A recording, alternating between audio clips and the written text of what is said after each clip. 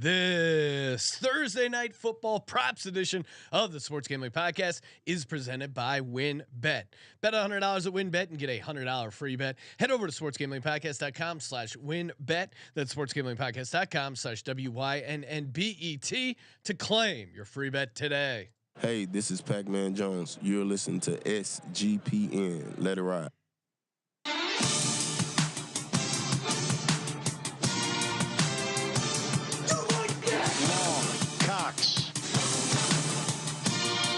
He's one of those guys who will get penetration.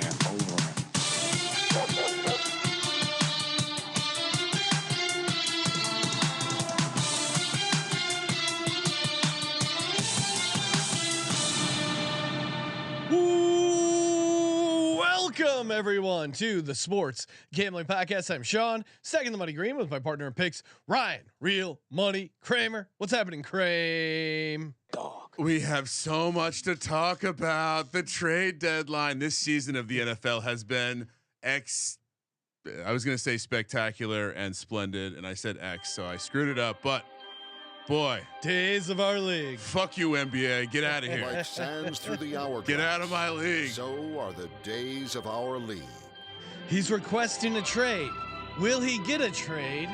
What? Oh, how is this going to impact the cap? Naheem Hines, all of a sudden a Buffalo Bill. What did James Cook do wrong? Zach Moss out of the house. What's going on in Miami? It's funny all the players that the Dolphins ended up getting. Bradley Chubb, Tyreek Hill, and then you just imagine. Oh wait, imagine if the 49ers had those guys instead of Trey Lance. Jalen Waddle also. Jalen Waddle, you're right. That was the third one I was looking for. Imagine if the 49ers had Jalen Waddle, Tyreek Hill, and Bradley Chubb instead of Trey Lance. Would they do that trade? I mean, right now, who do you heads up game on a neutral site, Miami versus San Francisco? Who are you taking? It's kind of interesting because I do think the 49ers, the way they can just like ugly up a game and out physical you, it would be pretty interesting. McDaniel's the first disciple of Shanahan who I feel like could actually like level up the offense to another place. Well, yeah, and he has the receivers. All right, got a lot to get to. Thursday night props. We're gonna be giving out our props. First touchdown bets. Build your own bet. Going to be joined by Ryan McIntyre in just a second, Ryan. But before we do that, listen to those trumpets blare. That's right. When you hear that noise, you know it's time to head over to sportsgamblingpodcast.com/WynnBet. That's right. They got the WynnBet happy hour on Thursday, 5 to 6 p.m. East for the best odds on marquee games. Who doesn't want better odds? So many states now: Virginia, Tennessee, New York, New Jersey, Michigan, Louisiana, Indiana, Colorado, Arizona. If you're not in those states, maybe you're visiting those states. Maybe you should visit those states. Maybe you should go on a WynnBet, little WynnBet tour. Whatever it is, sportsgamblingpodcast.com/WynnBet has you covered. Bet $100, get a $100 risk-free bet, and we of course will be building our own bets, aka their same game parlays. Bet big, win bigger with WynnBet. Offer subject to change. Terms and conditions at WynnBet.com. See 21 or older. Present in the state where place WynnBet is available. If you or someone you know has a gambling problem, call 1-800-522-4700. And we are giving out autographed jerseys, Ryan. That's right. Either a Lawrence Taylor or Brian's Dawkins jersey. Completely free to enter. All you got to do, go to youtube.com/sportsgamblingpodcast. Hit subscribe. Comment on a video. Each new video is a chance to win. Turn your notifications on so you don't miss when you are announced the winner. Joining us on the line, you know him from the college experience and the NFL gambling podcast on the Sports Gambling Podcast Network, Mr. Ryan McIntyre. What's up, Ryan? What's going on, guys? Glad to be the third leg of the NFC Beast Pod here today. Yes. Now you are a Redskins Commanders football team fan, so shout out to you. How are you reacting to the news that Dan Snyder has supposedly hired Bank of America to explore a sale of the franchise? Are you one of the people that really likes Dan Snyder? Which I don't know who those people are, but I imagine you got to be excited, right? Or Yeah, no. If you find people that like Dan Snyder, let me know and I'll put them in a locker because Dan Snyder sucks. Yeah, he's ruined our franchise over the last 30 years, and we haven't had a championship since 1991 when Snyder officially does sell the team. That deserves a parade in DC, I think. Ooh, Yeah, that's a fun championship style parade. that would be really hilarious. They're like carrying the new owner through the streets, like Yeah, just well, I don't know if burning, you've seen, Sean, some of these burning Dan Snyder effigies. some of these British kind of the trend is now if you're an American with money, you're going overseas and you're buying and rescuing an old soccer club.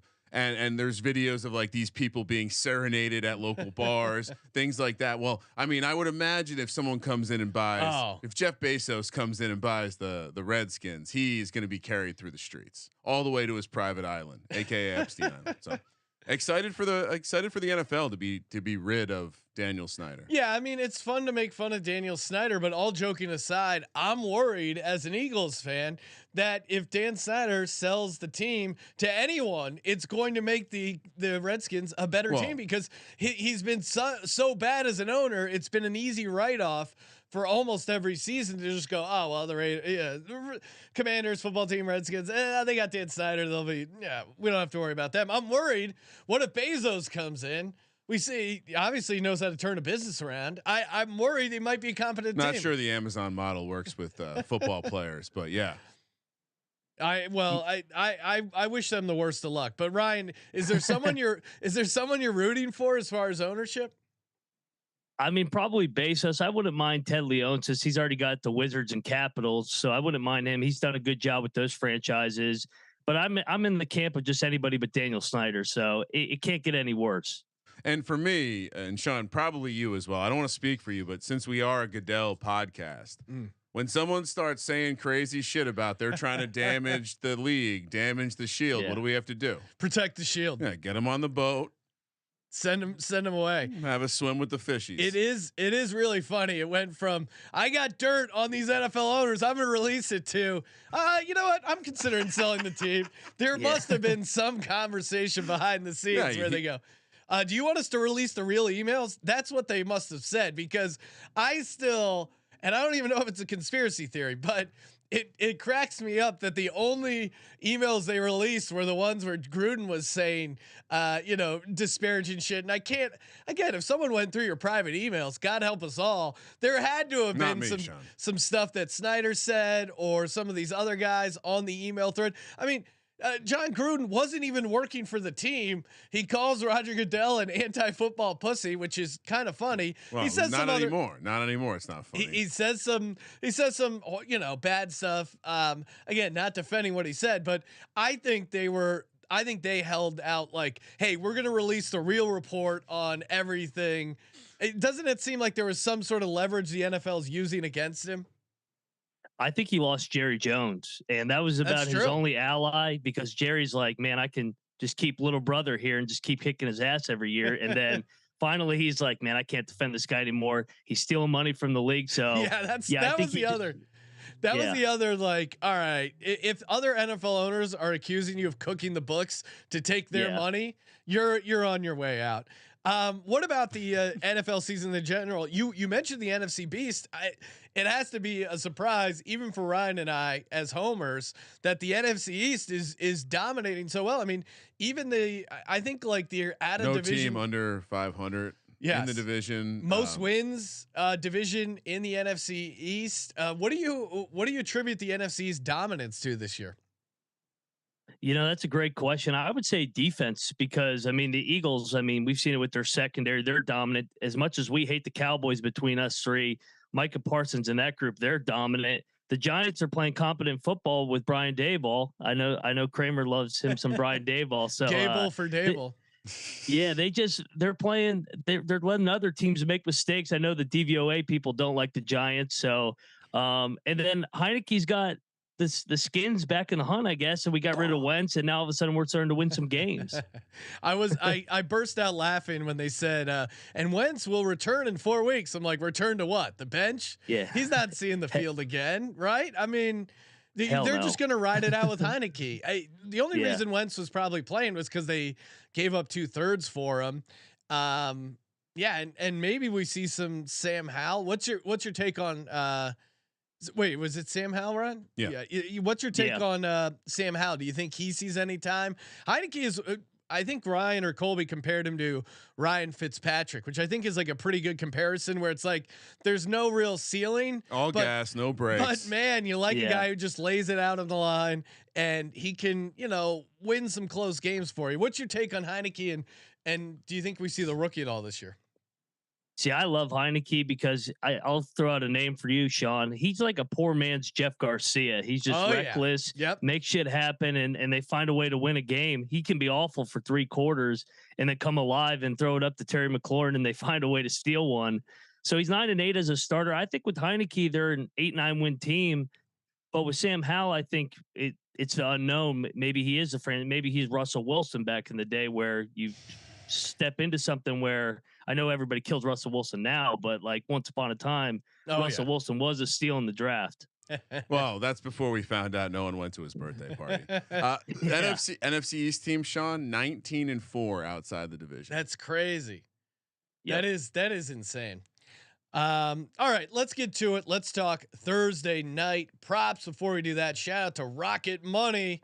Oh man, I am loving this thing. It's so easy. If you're like me, again, you put your credit card in, you turn on the auto pay, it's super convenient, but then you forget all the things you've signed up for, or they get you in with the free trial, and then next thing you know, you're getting bills, but you don't notice the $5.99, the $9.99. This stuff adds up. Rocket Money is great. It comes through all your subscriptions. It makes it super easy to cancel the ones you don't use, you no longer want to use. All you got to do is go to rocketmoney.com/SGPN. That's rocketmoney.com/SGPN. Again, you can save hundreds, maybe even thousands, depending on. I'm sure Ryan over there has signed up for a ton of things. He has no idea.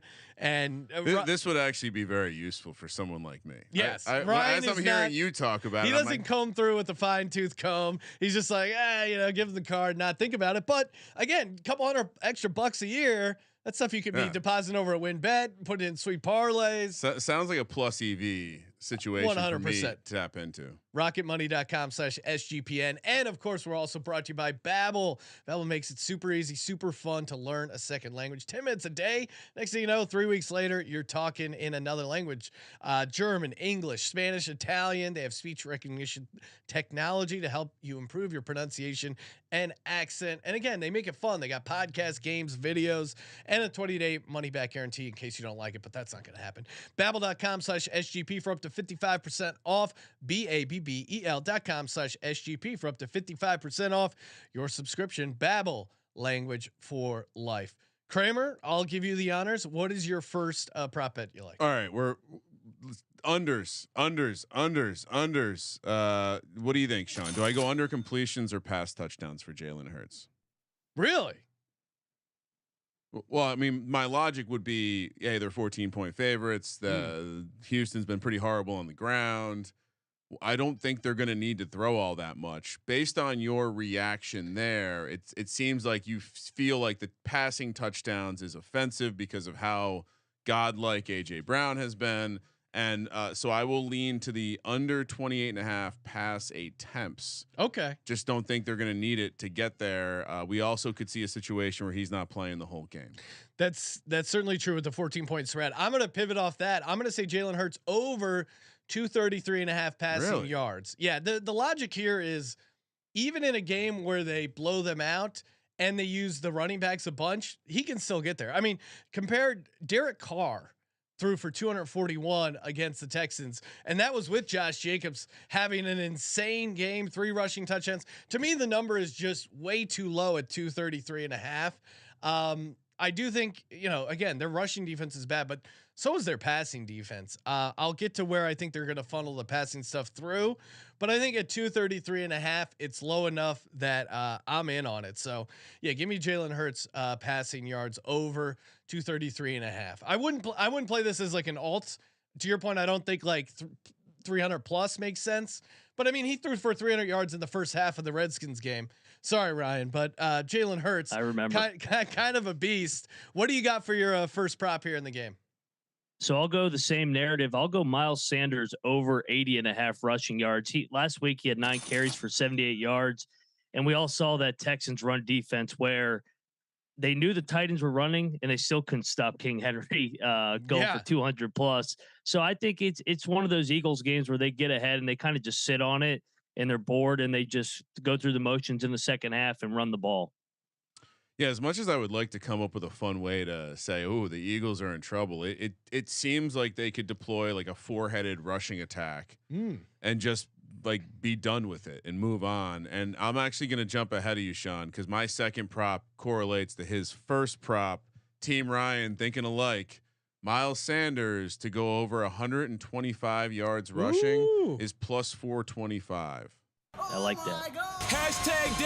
And I would even go as far to say as I'd play the latter. I'd go over his prop. I'd go over 100 yards for plus 180. I'd go over 125 for plus 425, and I'd go over 150 for 10-1 if you really want to get crazy. Well, and he's had certainly last year he had a bunch of long runs. There's been times where he has like broken off 70, 60 yard runs before. You want to hear, you know, I'm a narrative guy. Yeah. What I think we could see is there was a lot of talk about how the team wanted to bring in a running back.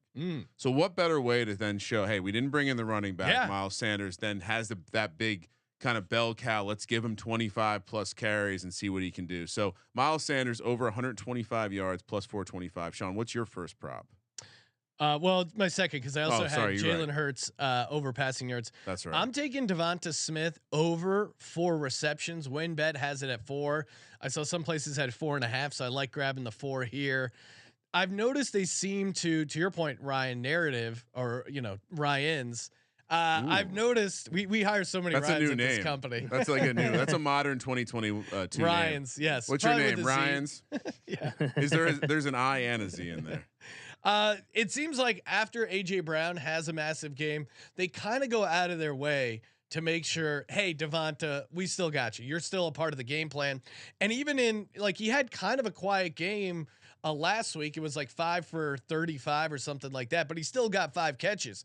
After that massive game against Detroit where he had 156 yards receiving, AJ Brown, they came back and hit DeVonta Smith with 7 for 80. I think they're going to go out of their way to use him. And then also I do think Derek Stingley Jr., their best cornerback, even though he's a rookie, I think they'll put on AJ Brown and could create some opportunities for DeVonta Smith. So over 4 receptions feels pretty low here for DeVonta Smith, but I do like your ladder angle too, Ryan. I just think 4 is a low number for DeVonta. I just know that Bowser and I are going to be texting about this at some point in the future. Like this is the game where I think you roll it out and just take Miles Sanders as high as you're allowed to. I think for the showdown slate, you put Miles Sanders as your captain, and then you put Damien Pierce as the Texans guy, and then just build around that.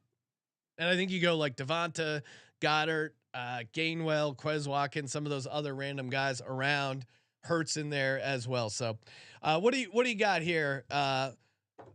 Moneyline Mac, that's your Twitter handle, right? Delicious. Moneyline By the way, we didn't touch this on top, but that is an awesome hand. Like Mattress Mac is pissed off he didn't get that first. We were talking about Mattress Mac. Colby blew our minds. We didn't know who Mattress Mac was. It's like when he didn't know who Adrian Wojnarowski was. It's like I get it. You're not an NBA guy, but like, how does that not come across your feed? Very surprising. Moneyline Mac. I haven't seen a narrative flip on somebody since Russell Wilson, where everybody loved the guy, then hated the guy the next 10 minutes later. Oh, it was really funny.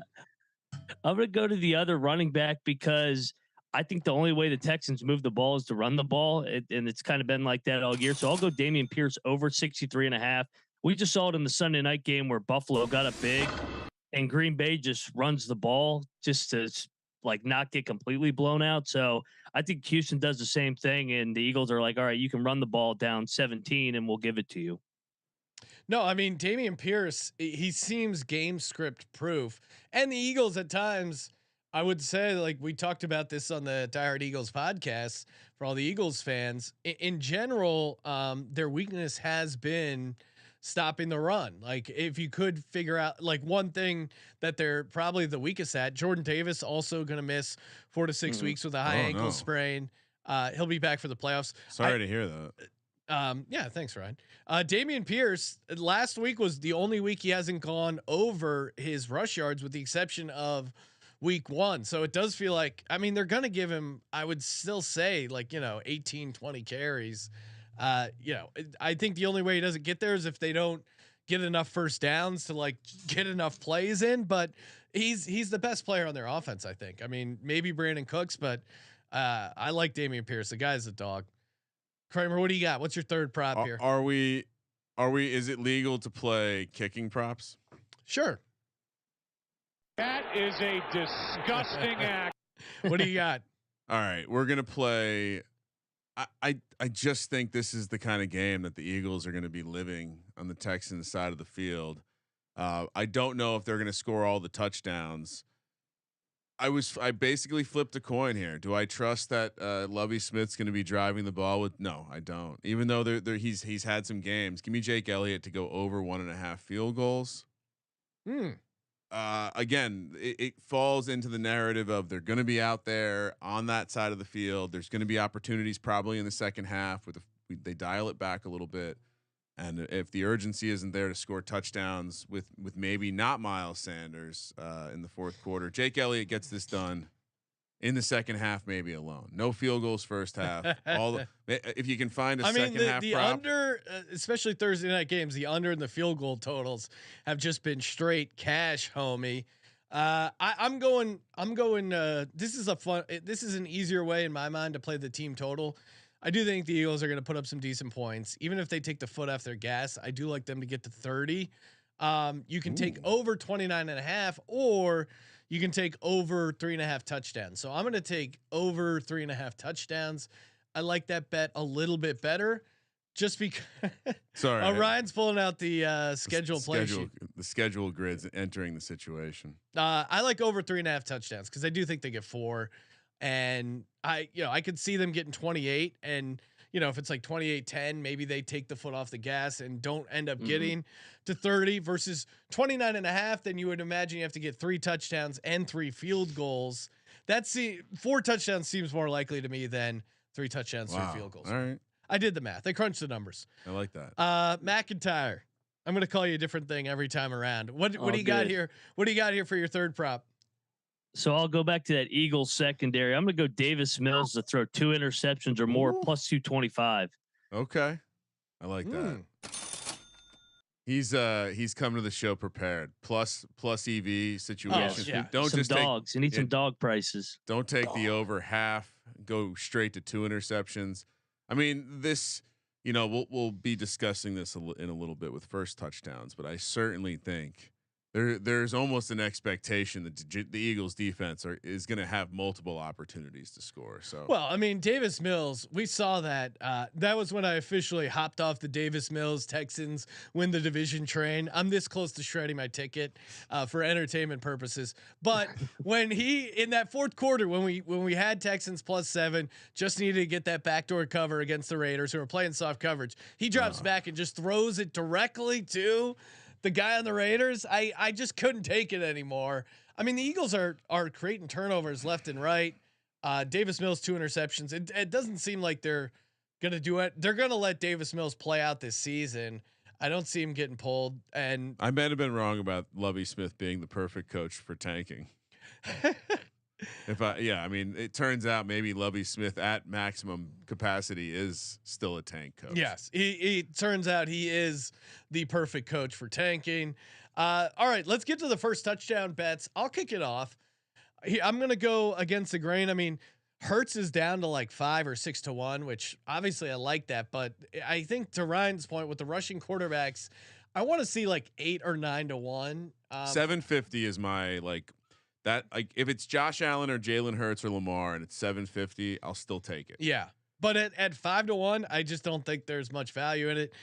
Can I say something controversial? I think in general, our onslaught on the first touchdown markets has been noticed. These prices keep going down and down. It really is. It's crazy. And just in general. So I think just in general, they're depressing the prices because they know, Sean. I'm going to go Quez Watkins. I'm a sucker for Quez Watkins. He's 28 to 1 and he's their third receiver, Ryan. No, I don't hate it, but I love that how consistent you are. Eagles defense or special teams 20 to 1. again, like when Darius Slay gets an interception, he's looking to score. To Ryan's point, like I think there's going to be plenty of Davis Mills turnovers, and then Kenneth Gainwell at 17-1. I think he's interesting because I would not be shocked if the Eagles are going down on a long drive. Miles is getting a bunch of carries. They get in the red zone. Kenneth Gainwell still randomly gets some red zone looks and opportunities. I think at 17-1. For whatever reason, they like him near the goal line, and also there's a chance, he's involved in the screen game a bunch. He could break off a tackle there, and somewhere in the red zone. So I like him a lot there at 17-1. Let our guest Ryan go first. Be polite, Sean. McIntyre, what do you got for your first touchdown bets? What do you like? Let's go back all the way to week 1 when they finally scored first. I'm going to go OJ Howard with the home team 25-1. So a name from the past. Yeah, Adam Pelletier appreciates that one. I like it. Yes, exactly. What was Adam's proclamation on? He OJ is going Howard? to be a starting tight end somewhere. On any other team, right? Is he the starter still? I guess he is, right? I mean, Jordan Akins sees sometime, but yeah, I mean, OJ Howard, I would say, is still the starter. I don't know. I got to go back and look at my Houston Texans snap share, but OJ Howard, yeah, I'm on board with that. As unfortunate as it would be if the Texans go up 7-0. So all right, Sean, you just have one, Ryan. Yeah. Well, okay. I mean, the chalk one is taking the hometown kid Jalen Hurts plus 450, but you guys touched on it. I mean, that's too low a price. Yeah. Well, and that's the other thing to McIntyre's point, Hurts homecoming. That's why I think they're going to let him throw a little bit. I like the Sanders angles as well, but it's you saying that makes me think like, uh-oh. What do you mean? Hometown game. They let him try to show out a little bit. That's a recipe for a random upset on Thursday night, Sean. Oh, do you think the Texans, you're going to take them on the money line? I just think they can go.